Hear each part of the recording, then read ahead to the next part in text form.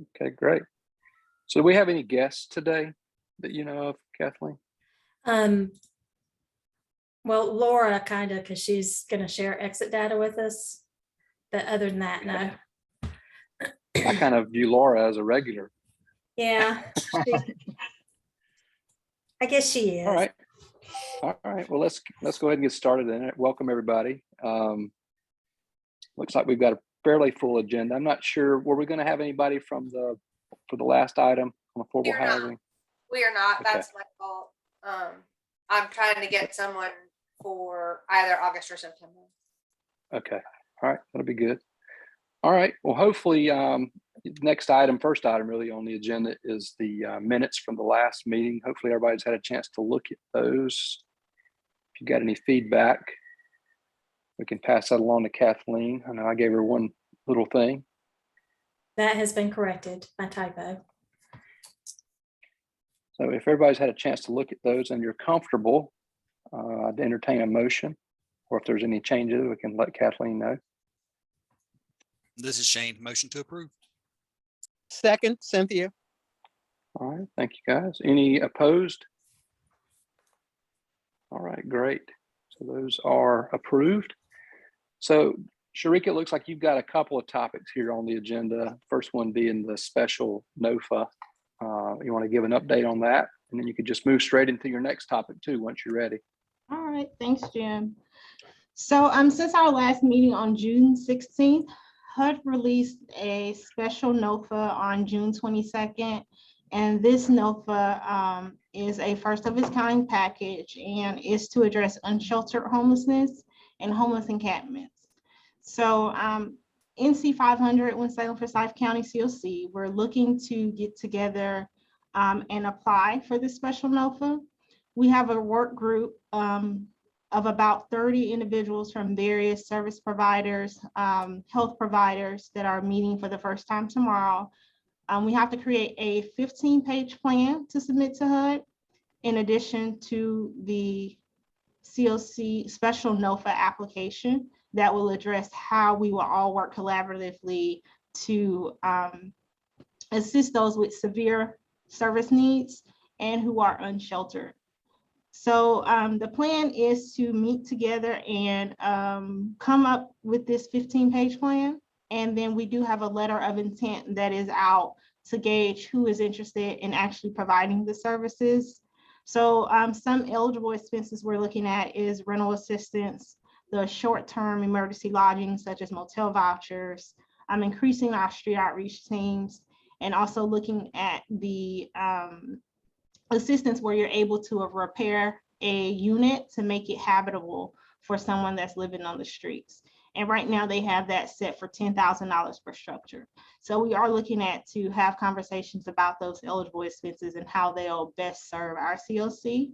The plan will be brought back to the commission to discuss and to get any comments or concerns for that plan before we move forward with the RFP, because the RFP will be based on the plan guidelines that we set. So that's for the special NOFA that was just released. If you guys have any questions, let me know. Questions? Can I be heard? This is Tawana. We can hear you. Hello, everyone. Happy summer day. And I want to commend Kathleen for doing a different platform for the meeting announcement. Thank you. So Sharika, I wanted to know, and you certainly can say no if necessary, I'm sure you will, if we have considered partnering with the county, only because the county has a number of vacant buildings, if I could be so honest, that could be adapted for housing. So I was wondering if there was a necessity to have conversation with county representatives about this particular NOFA. So we do have a few county representatives that are joining us tomorrow. However, I can share that list with you, Tawana. And if you feel like there's someone we're missing, definitely let me know so we can add them on. Maybe they can't join this meeting, but they'll be able to join the next one that we have. We're hoping to get a very wide array of people involved in this plan so that it's carried out in the best way for the clients that we serve. So with that stated, does the county receive some funding as well? Are you aware? So all homeless service funding is through the city. The county doesn't receive any funds or does not appropriate any funds for homeless services. I see. Well, it'll be interested if there could be conversation with the county. Sometime back, some of you might recall, we were blessed to have the opportunity to chat with the county regarding our White Flag Center a few years back when ESR was engaged. And that was a discovery I had, that there were a number of buildings that were vacant. I don't know personally if those are vacant now, but potentially they seem to be in possible locations that could be adapted. And they were on the city bus route, which could be meaningful for our homeless clients.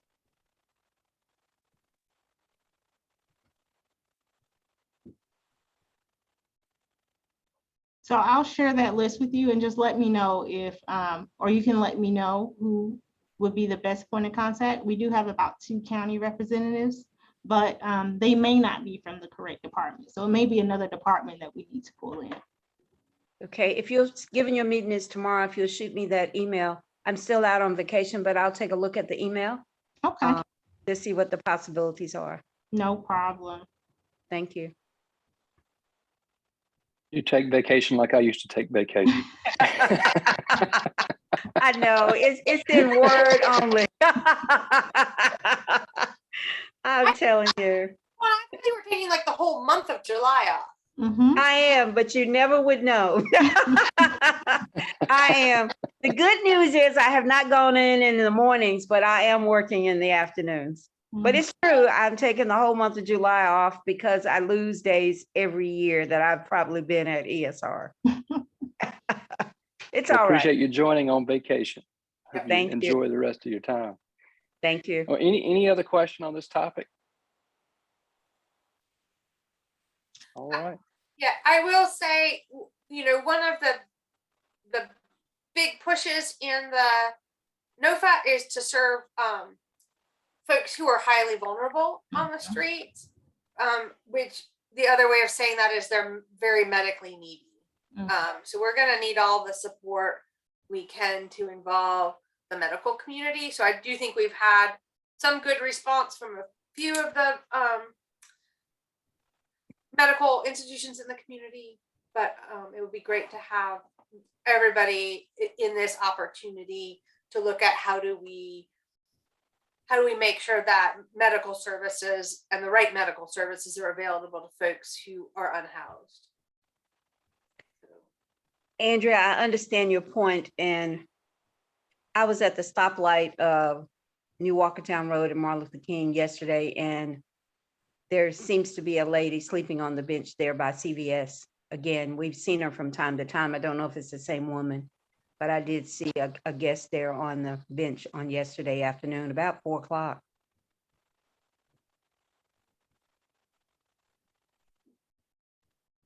So thanks, Tawana.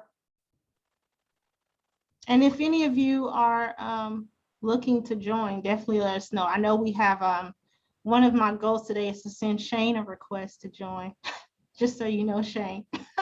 But if anyone is looking to join the team, definitely reach out and let us know so you can be part of the process. At the ever popular meeting time of 3 o'clock on Friday. Yes. Everyone seems to enjoy a Friday meeting. All right. Do we want to change topics then, Sharika? Yes. Maybe go to the next one? Yes, so the rating panel. So our rating panel for COC, COC and NCESG and CityESG are the individuals who read the project applications and the program applications that come in for funds. So we are trying to create a more diverse rating panel and have individuals with lived experience on this panel. Those recommendations that come to you about funding come from that panel. So they read the applications and determine recommendations on who should receive funding and how that funding should be used. So we have 3 new individuals that are looking to join the rating panel.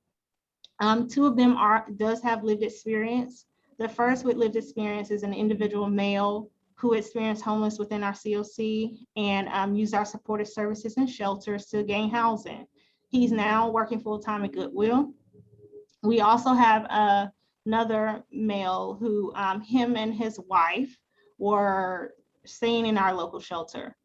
Him and his wife are both disabled and have moved into housing, and they want to give back. They are looking to take an alternate position on the rating panel, but they will be assisting with reading the application and scoring as they are available.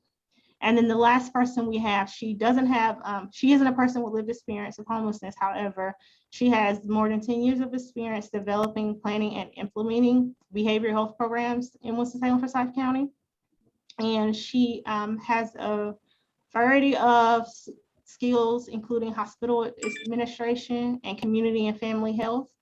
And she has completed the federal grant reviewer training that's administered by the Office of Health and Human Services. So we're looking for approval to add these 3 individuals into the rating panel to assist with scoring and reviewing the applications. How are those folks selected or volunteered, or what does that look like? So we sent out a mass email. This time it took quite a few emails. We've been searching since about, I want to say March or April. And we asked for applications to be submitted. For the persons with lived experience, with the applications, we asked if they weren't able to complete an application, they were given a phone number to call as well. We haven't gotten as heavy of a response. A lot of the program providers took a huge step and contacted and sent the email out to a few of the individuals that they've served prior, 5 years or so before. And those applications come in, we talk to them on the phone, give them kind of a brief overview of what the rating panel does to determine if this is something they're interested in, go over the time commitment, and then from there, we present it to you guys. So far, we did receive 5 applications. However, we can't use anyone who is currently employed by one of the agencies or on the board of one of the agencies. So they did cancel out a few of them. So it's 3 new members you're looking to add, and remind me what the total number is on the ratings panel. 7. 7. However, with the new NOFA requirements and the new push to person with lived experience, we are looking at probably having 8 people instead, because we're trying to go into those HUD guidelines and making sure that someone with lived experience is on each panel that we have. So the rating panel is one of those panels where we did not have anyone with lived experience. So, Ms. Sharika, it has come up a number of times in different meetings that some participants with lived experiences might need a stipend for transportation, for in case it's a Zoom call, for phone service, those kinds of things. Are we prepared to address that? We've already worked with United Way, who will be over the iPads that we purchased. And those iPads have Verizon service. So they would be able to join the meeting via iPad. We're working out the stipend as well. That is part of the package that we're working with United Way on. Right now, we're looking at the amounts and making sure that those amounts are reasonable and are in accordance with other COCs locally. So that is being done. So you indicated that in the past, we've had 7 members of this panel. Yes. And we're considering 8. Is there a need to make an adjustment with the language that describes and defines the panel? So I could look at the language, but I don't think there will be a need. When we add these individuals to the panel, we're not going to singly put out who has lived experience. So that's not something that's going to be released to the actual panel members. So they will also have the same voting power. The only difference is those who need the technical assistance is allowed to come to the city and work with myself on whether that's reading the application or if they need assistance putting the scores into the system. If that is a need, then there is the assistance that we can provide. No, my intent was not to specify the backgrounds of any of the individuals. My point was, does the policy, for lack of a better term, specify the number 7? And can we add the number 8 without making an adjustment? That was my point. No, I don't want us to identify the characteristics nor the background of the individuals that are on the panel. So I can check if that was a number that is actually in the governance charter, or if that is a number that was internally decided, but that is the number that was given. So I can check if that's internally or if that's in the governance charter. Thank you. Sharika, this is Cynthia. Mhm. Can you hear me? Yes. My question was kind of around the technical assistance. Mhm. Are you planning to provide training for any first-time member of the committee? Whether they have, and I don't want to specify, but I think perhaps that the members with lived experience might need a little more upfront training other than just whatever was in the document that you sent them to define whether or not they were going to participate or not. You know, it's something So- different if you've never reviewed a grant application. So that training is done. We go through the applications, we go through what neighborly looks like, we go through what the rating panel is. However, that can't be done until you guys approve them to be on the panel. So those no. orientations are done. Okay. And then also we understand that there's going to be a higher level of need, so that will be addressed. However, the actual orientation where we go through everything, that hasn't been done because we can't give them access to certain things at this time. Okay, that's fine, but even if you use the mock-up, but okay, as long as it's done at some point. Thank you. So I did just put in the text of the chat, the composition of the ratings panel. It does the charter of the continuum of care itself actually says it needs to be between 5 and 7. So for 8, we would need to amend the charter. Okay, so it would be 7 and an alternate. So yeah, we would have to look at that. So the last gentleman that you mentioned would be the alternate. Is that what you'd said? Yes, there will be one alternate. Due to his limited availability, he will be an alternate because he won't be available majority of the time. And have we had alternates in the past for the panel? We have not. Okay. There was a period where I think we did have an alternate because we had to bring in alternates because some of the ratings panel members got conflicted out. Do you know how long ago, Andrew? Probably more than 7 and less than 16 years ago. Oh, okay.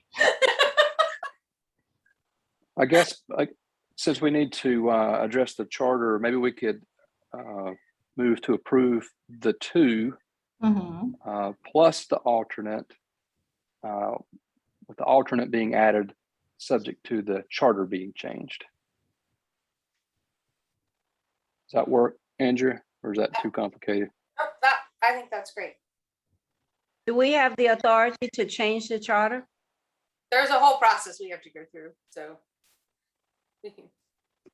Which- So We'll if have the to go through the operating cabinet for their feedback, and then it'll come back. So currently it reads between 5 and 7. And she has indicated that we have 7 with an alternate. Is that correct? Yes. Yeah.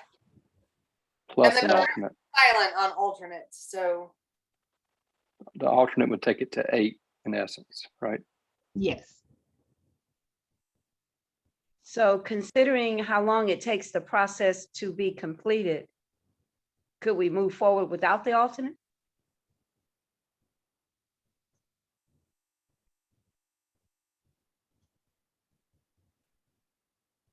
Yes, isn't that what the motion that was just suggested? right. I think the motion was to approve the two. And then approve the third one pending pending the change in the charter. So we don't have to revote on the person, but the person would never become a panel member until the charter's enacted. Yeah, and if I could read between the lines a little bit here, it sounds like that lived experience volunteers are pretty hard to come by. We Yep. don't want to dismiss one because we don't have a spot for them. So that'd be the reason for bringing them on as an alternate. Yeah. Yes. Yes, it took us about 4 months to get these two, so they're very hard to come by. And that's why if someone does volunteer, we do try to engage them and help them any way we can to keep them engaged.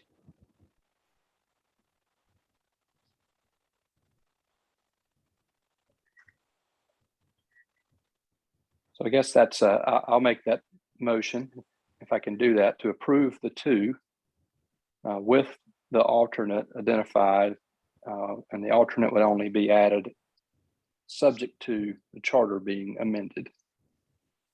So two being added for sure, and then the alternate is subject to. I'll second that. Any discussion or any? Yes, this is Cynthia. I have discussion. Why not just take the 3 with lived experience? Since they're so hard to come by. And you've got 3 slots. Is that what I understood? No, we only have 2 slots open. We have to change the charter to add the third. One of the people with lived experience can only do it occasionally, so they're the alternate that will be added once the charter's changed. Okay. That sounded like it was a professional. I don't know what the right word is. You're right, Ms. Cynthia. So there's 2 lived experience and 1 professional. Right. Yes. So why not just take the 3 with lived experience? There aren't 3 with lived experience. There's only 2 people with lived experience. One of them can only join occasionally, so he's being designated as the alternate.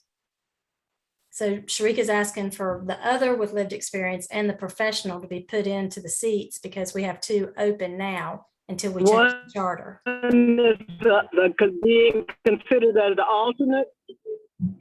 You're breaking up. And I'm sorry if I'm breaking up, but I'm. Say it again. Cynthia, can you repeat what you said?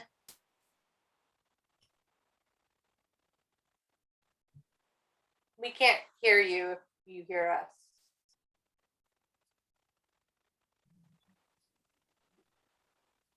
Yep. Cynthia, can you take yourself off mute and repeat what you just said?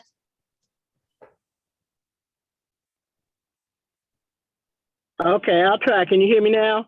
Yeah. Okay. So I thought my understanding, and perhaps I'm incorrect, is what it sounds like. There are 3 seats available. Sharika was suggesting that we take 2 with lived experience, 1 professional, and let the other lived experience person be considered as an alternate, which we can't do. Right, there's only 2 seats available, not 3. So we have to get the charter changed to add that 3rd seat. Okay, all right, thank you. Uh-huh. Got it. Okay, any other question or? Okay, so we had a motion and a second. Any opposed? Okay, we will consider that approved. Thank you, Sharika. Thank you.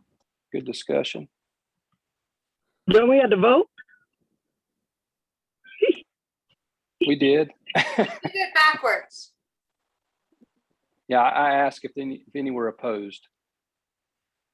And then the next part of that is all in favor. Well, I just shortcutted that. Okay, all in favor. Oh, okay. I'm in favor. It's not the easiest to take a vote when some people are on the Aye. phone and I can't see He's them. raising his So hand. if anybody is opposed, they need to tell me. Otherwise, we're counting you as a yes. Yeah, that's what I found works best on these Yeah, virtual meetings. okay. Sounds like there's no opposition. No opposition. Okay, thank you. Kathleen, can you pull that agenda back up? That was helpful. Keeps me from having to go back and forth. Okay, so Laura, it looks like you're back up with some exit data. So if you're there, I'll turn it to you.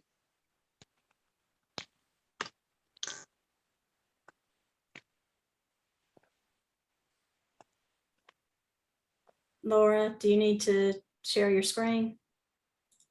I do. All right, I'm going to make you a co-host.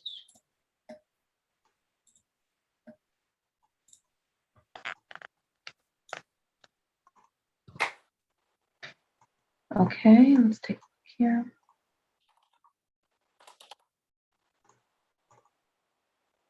Let me know when you can see my screen. You can see it. Yep, we can see it. Okay. Great. Thank y'all for asking me to join you today and show you some of our recent data on exit destinations for the folks who are being served by continuum of care programs. I'm going to start with a little bit of some definitions because we are going to be using HUD's language. So it's always good to refresh people on the HUD language that we have to use. So when we say exit destinations, what are we talking about? We're talking about where do people go when they exit our programs here in our community. We're going to be discussing three basic types of destinations. We've got permanent destinations, which HUD considers any type of stable housing. That can be living in your own rental apartment, whether or not you have subsidy or whether you're paying for it yourself, that would still be considered permanent destination. If you've moved in with a friend or a family member on a permanent basis, that would be a permanent destination. And any type of, home ownership, things like that, also included.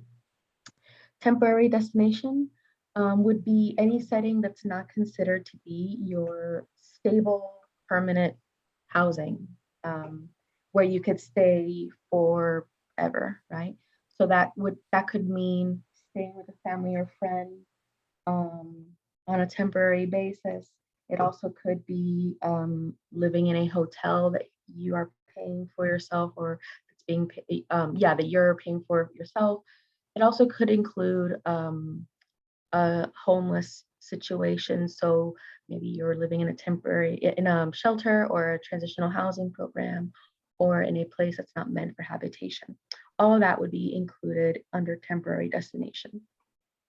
And then we have the unknown destination, which indicates that for whatever reason, destination could not be recorded. So that could mean an exit interview was not completed with a client when they left a program.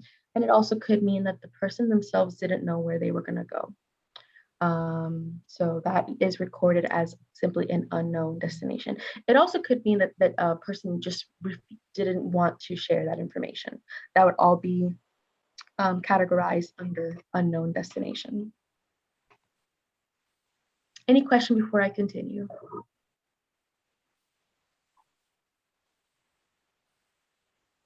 Okay, so I'm gonna keep going. Sorry, I'm trying to turn off all of my notifications. I got too many things going on. So now we're going to look at the multi-year look back at the trends and how the numbers have shown people exiting our programs from our community. So starting back in 2019, we started submitting this specific report to HUD and tracking this information once a year.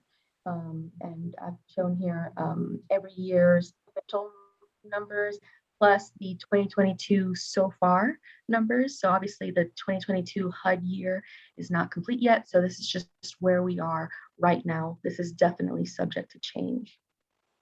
So as you can see, the largest portion of our population has always exited to a temporary setting. That's been a long time trend in our community. And before the pandemic, vast majority of our known homeless population were staying in shelters and often moving between the shelters in town for a variety of reasons.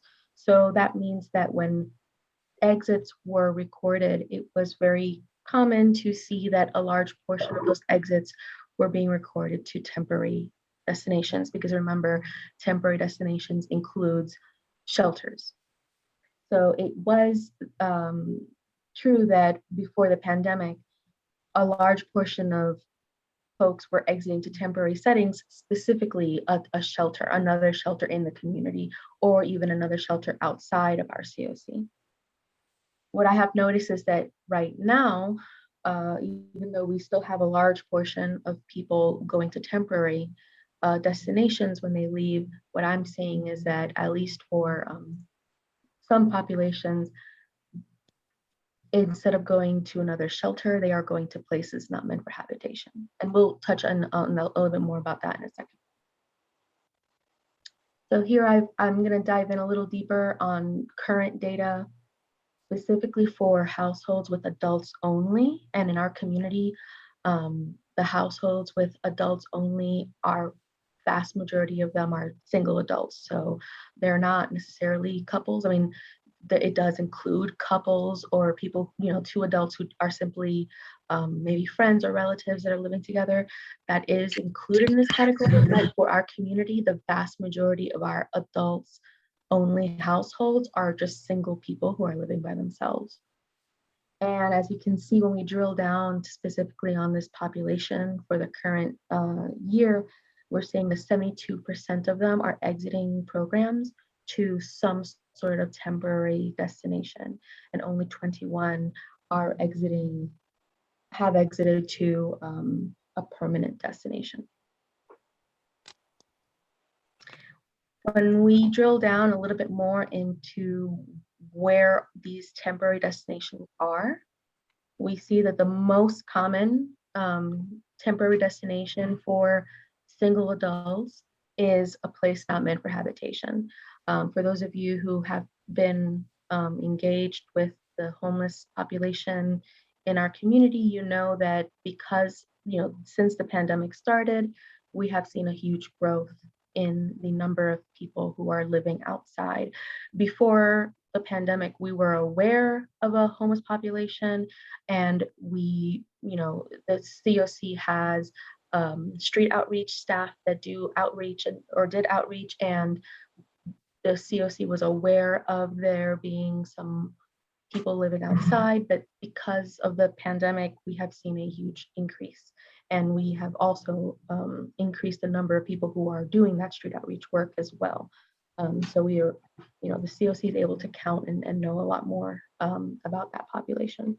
But we are seeing a larger portion of people exiting to places not meant for habitation, followed by staying with friends and family on a temporary basis, right? So that means that when the person leaves a program and they know they're going to be staying with a friend or a family member, it is understood that there's like a time limit, right? So that's how we can make a distinction between people who are staying with family and friends on a permanent basis versus a temporary. It's all about whether or not they've been given, a time frame. Now, specifically for households with adults and children, so we call them families for shorthand. Here we are seeing a bit more of folks exiting to permanent destinations, so a higher rate of success here. 68% of folks are exiting to permanent destinations currently. 29% are exiting to temporary destinations. And again, I wanted to dive in a little deeper on to where these temporary destinations are. I think that's an important thing for us to know. For families, these temporary destinations include number one, hotel, number two, another family shelter, and number three being staying with family.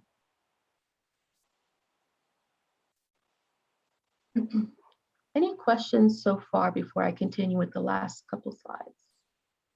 So Laura, this is Tawana. I don't necessarily have a question in as much as I'm thankful for the data that you collected related to individuals that move to inhabitable locations.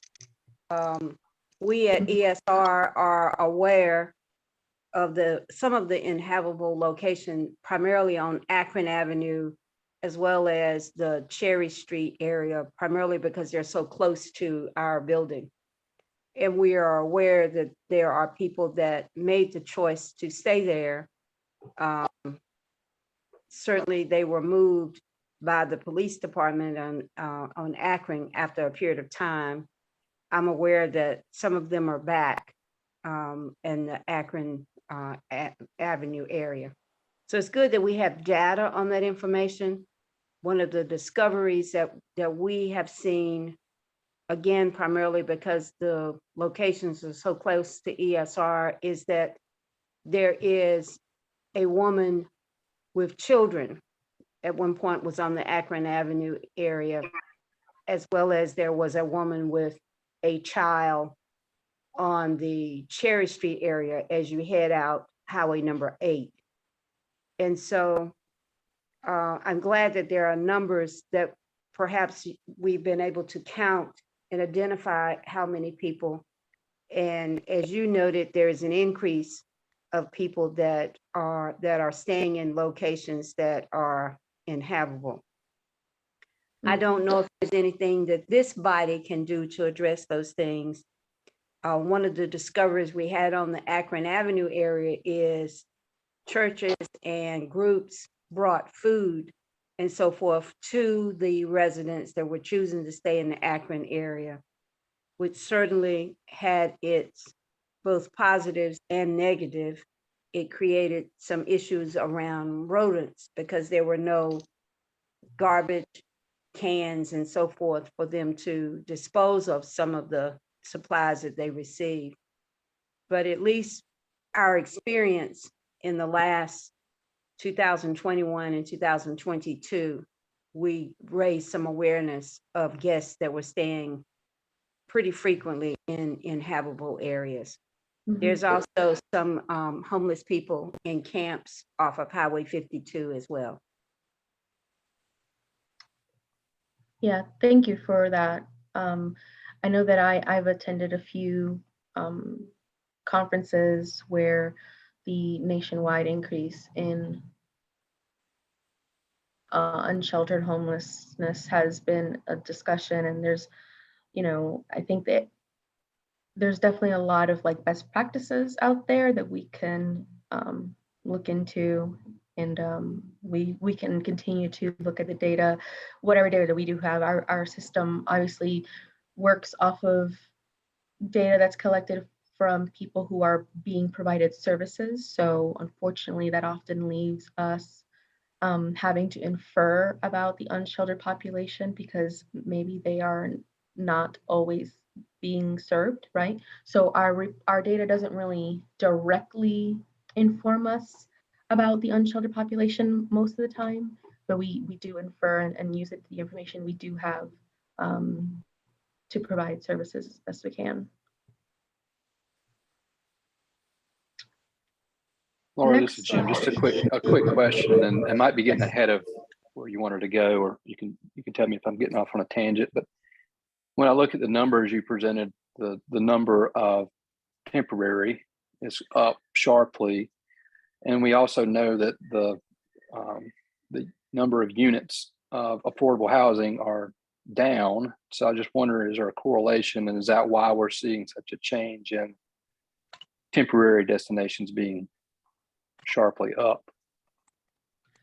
Well, I don't have any quantitative data that directly answers that question, but my professional opinion is yes. Just intuitively, that seems to make sense, right? Yeah, I provide a lot of technical assistance to a lot of people who do direct service. And it seems like the lack of affordable housing, and when I mean that, I really mean housing that is within range for the folks that are being served in our system. It just seems untenable. And also I am hearing a lot of staff who provide direct service. They are reporting a lot of folks being rejected, or so like applications will be submitted to landlords and then rejection will come.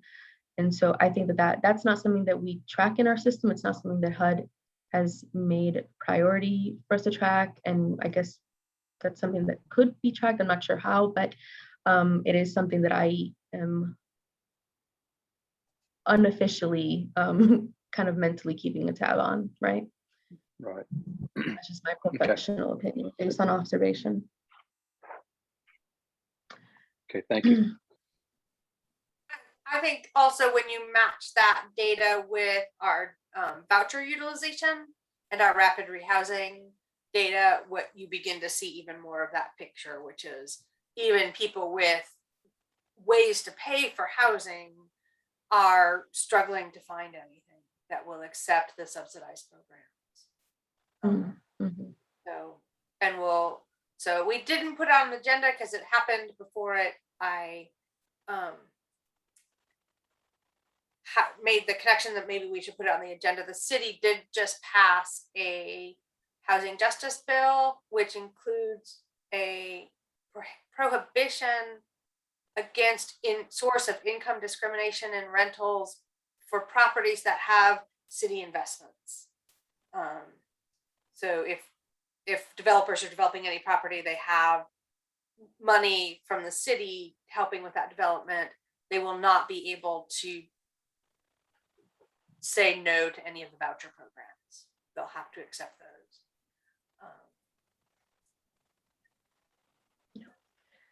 So that hopefully that will help some. I was not aware of that. That's interesting. It was very quiet. So my last slide before I finish here is a focus on some special subpopulations that we prioritize. First being a little bit of a racial analysis, racial equity analysis. This is a nationwide and a local priority, is to understand the possible racial disparities that may exist in our housing systems. And in our community, because in our community, the vast majority of the people that we serve are either Black or white. These happen to be the only categories that I've included here. So right now, 25% of folks who have exited our COC programs have exited to a permanent destination, and 27% of white clients who have exited our programs have exited to permanent destinations. So currently the rates of success seem to be very comparable to each other. And this is just one of the things that we will continue to monitor as we focus on racial disparities in our system. Another special population that we focus on are households with a disabled member. And right now, 56% of households with a disabled member are exiting to a permanent destination. I do want to say that a large portion of the folks that we serve in our community belong to a household with a disabled family member or disabled household member. So this really includes a lot of people. The next population are folks over the age of 55. Currently, of the folks who have exited our programs, 29% have exited to a permanent housing destination. And then lastly, first timers. In a way, a first timer that's HUD's language, right? That just means somebody who hasn't been homeless in X amount of time. And for this report happens to be a 2-year look back. So first timers are often compared to the overall population because a first timer is less likely to have, say, an eviction on their record, which can often be the biggest hurdle after income into getting housed. So sometimes it can be used not really as a control. That's not really the best way to use that term, but you can understand that the difference that you may see between a first timer and the overall population may be indicative of something. But currently, we're seeing that only 20% of first timers are exiting to permanent destinations, which is sort of rare. Usually first timers have a higher rate of success compared to the overall population because of the variables that I just listed, not having an eviction on their record and other sorts of difficulties. So that's something that I think we should, as a community, sort of look into and see what could be causing a lower rate of success amongst first timers compared to years past. Maybe this is just a data quality issue, but if it's not, we should look into it and see, what this might be saying about housing in our community. So Laura, Mhm. we serve on an average of about 800 people a year, about maybe 300 in the housing area specifically. So our findings, specifically in the self-sufficiency program, where we assist people in career development and job placement, we have found wherein many of the participants are younger, and in some cases choosing not to select a career path. And so my question and my statement would be related to the first timers. I would be interested in knowing the age, if there's an age category of the first timers. And even when we look at the overall Black and white numbers, if there's any facts that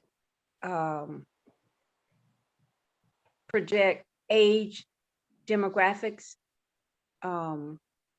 as a community as it relates to those agencies that are involved in helping to seek employment possibilities for people. We are seeing that they are somewhat younger, as well as we're seeing some people that are going back to work that are seasoned in years. I would be interested in knowing what the ages are for the Black, white, and the first timers. I am making a note of that because that's an interesting question.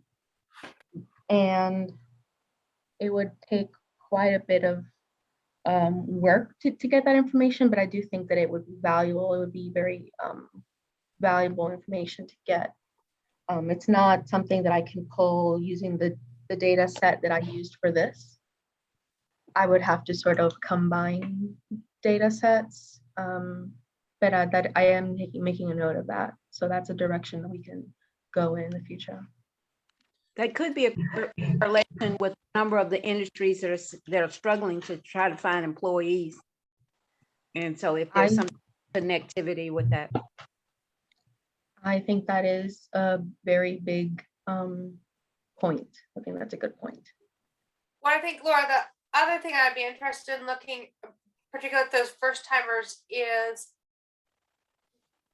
in past moments of housing crisis in our community, like in the 2010 crisis, it was a crisis in homeownership.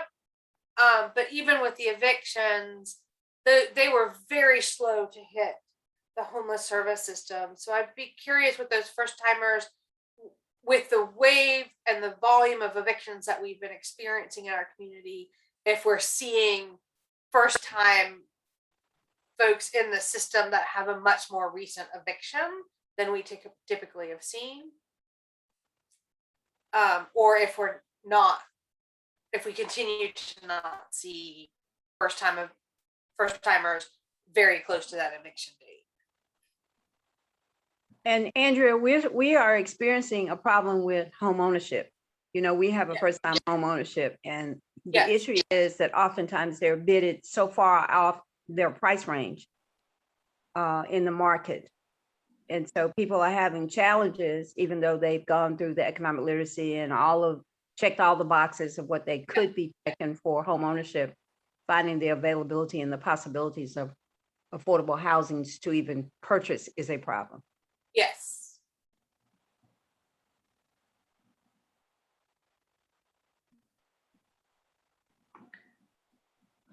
Well, this is all that I've prepared for today, so I am open to questions and requests for future areas of analysis. I want to thank you for the information that you've given us today. It's been a wealth of knowledge. Could we have access to this information? Either in print or can it be emailed to us? I can share these slides via PDF with Kathleen. Great, thank you. And if you'll put the date and the time frame, so we can reference and refer the window of study. Yeah, I'll add a slide with that information. Thank you. Hey, this is William. I just wanted to thank you for the information. It seems in line with what we're seeing out here and what we're reading about. So it all seems to correlate, but thank you for the info. All right, thank you, Laura. So Andrea, as usual, you're batting cleanup. So you've got the last couple of topics here. So I know, but I didn't start and end the agenda. Before you start, somebody just joined us on the phone. Who is that?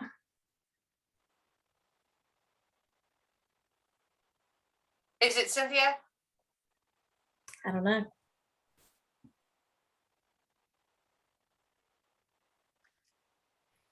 Okay. It may be All Cynthia. right. She was gonna have to jump, and I don't see her on here otherwise. She's gonna. Ron often joins on the phone though too. So. Okay. Okay. Okay. So Andrea, I'll turn it to you then for the update on the isolation shelter. My first update is going to be very short. There is no update. We still do not have any funds for isolation. We still don't have a space for isolation. We continue to be looking and working on trying to figure that out. I've been working with Shrika in the city, and we've had some conversation with shelters about alternative ways of handling the need for isolation, particularly with fall coming up and the concerns that we already are seeing a lot of spread in the community, but knock on wood, not so much in the homeless community, but expecting that this winter, again, rates will go up. So that's my update.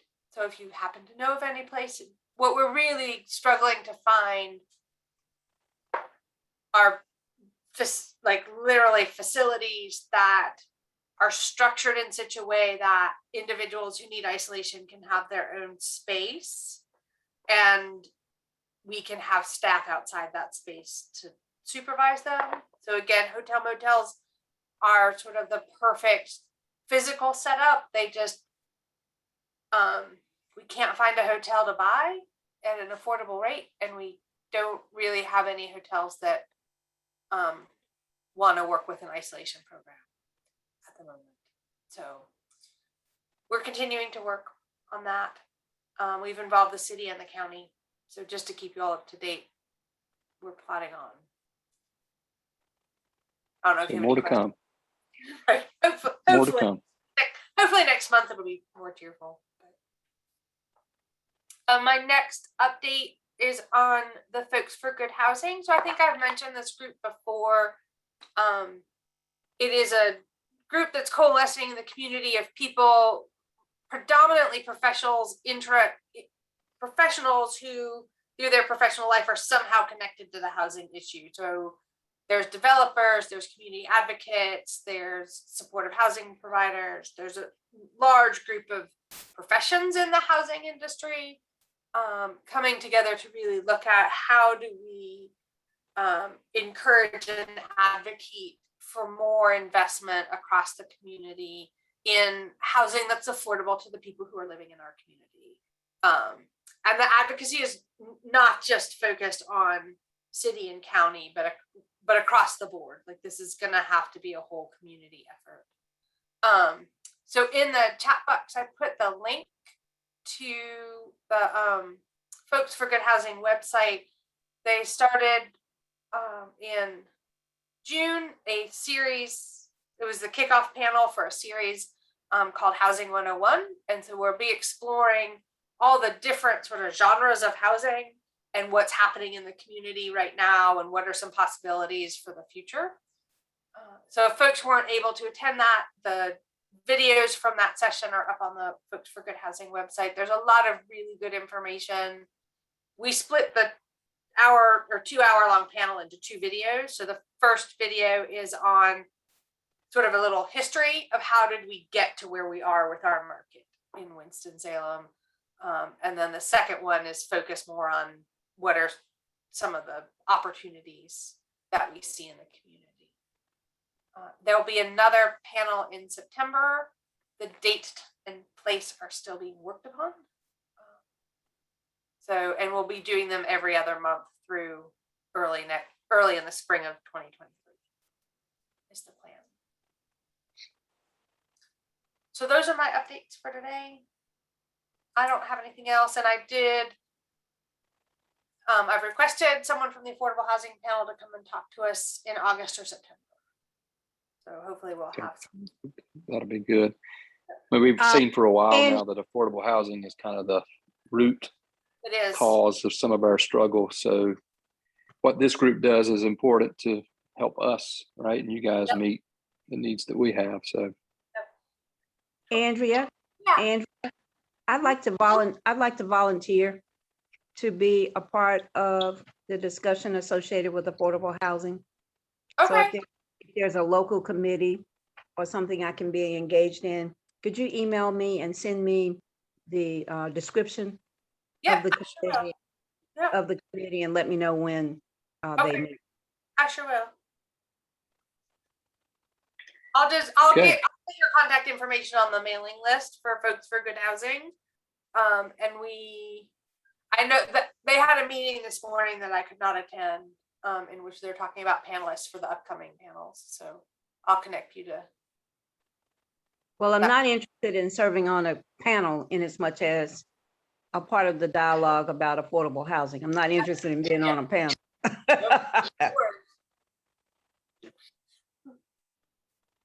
all right. Well, I think that takes us through our agenda for today.